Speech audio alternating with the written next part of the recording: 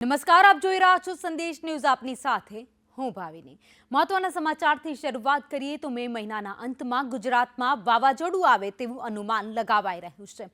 ગુજરાતમાં ચક્રવાતના સંકટની અંબાલાલ પટેલે આગાહી કરી છે. મેના અંતમાં ગુજરાતમાં ભર ઉનાળે અષાઢી માહોલ જોવા મળવાનો છે તો મહારાષ્ટ્ર અને ગોવાની વચ્ચે ચક્રવાત સક્રિય થશે. ચક્રવાત સક્રિય થતાં જ ગુજરાતમાં ભારે વરસાદ પડી શકે છે તો દક્ષિણ ગુજરાતમાંથી ભારે પવન સાથે વરસાદની શક્યતા વ્યક્ત કરાઈ.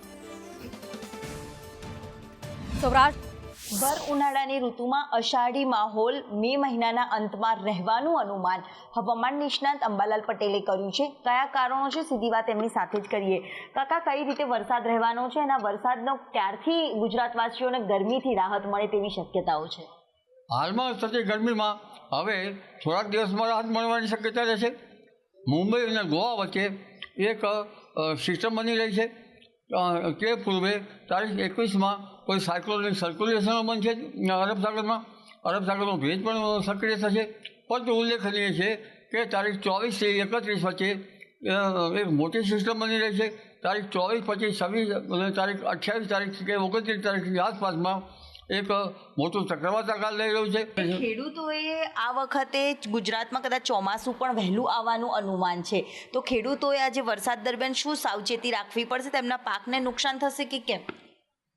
અત્યારે પાકમાં તો ખાસ રહ્યો ના હોય, પરંતુ જે બીટી કપાસને બધા વાવ્યા ત્યાં જળ ભરાવ થઈ જાય તો ધ્યાન રાખવું પડે. કેટલાક ઉનાળુ પાકો જે છે એ પડી જવાની શક્યતા રહે છે, જેમ કે બાજરી છે, ઘાસચારો છે.